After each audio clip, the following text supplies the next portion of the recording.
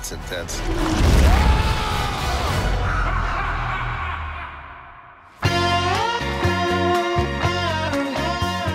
Don't get me wrong, I'm still a douchebag and a jackass in space, but the expectations were a little higher this time around. The Guardians themselves are slightly more famous because of what they've accomplished in the first film, and just like that, we are as well. And so people have high expectations of this film because of what the first film did, and luckily, we saved the galaxy again. I think that the Guardians, even though they're a talking raccoon and a talking tree and a bunch of aliens, they're a lot like us. It's a movie about outcasts, for outcasts.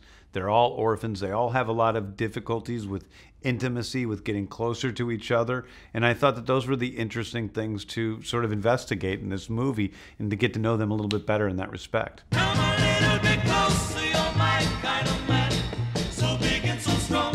Come a little bit closer. One of the many storylines happening through the course of this film is this father and son relationship between Quill and Ego, who is his biological father, and Quill and Yondu, who is his adoptive father, and how they juxtapose to one another. And that's very much a dramatic through line for this film. Ego's not like me. He's a god. And as is said, God works in mysterious ways. Peter Quill is put in the position of understanding who his father is, which is vastly different than what he had imagined. And who the hell are you?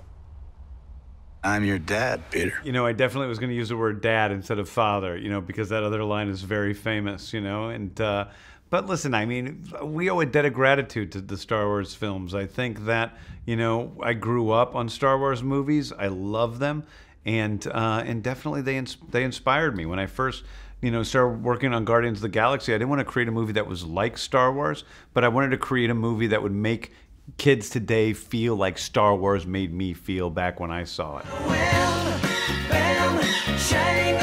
We're folding all of these characters into the Avengers Infinity War movies, and we did everything we could and to stay true to the nature of the Guardians of the Galaxy. We're still misfits, we're still outcasts, we're still kind of these rock star, you know, we still listen to the music, we're the same, it's the same humor, the same tone, all of that stuff. And it's just, you know, in a bigger spectacle film in the Avengers series. There are a lot of things that are, you know, we set up in here with what's going on with various characters and where they're going to go and why they need to go there that we haven't quite addressed yet. And those will be addressed in Volume 3. I'm always bringing up ideas for spin-offs, whether it's for, you know, Rocket or Groot or, you know, Nebula. I have ideas for that stuff all the time, and I think a lot of these characters would work really well in spin-offs.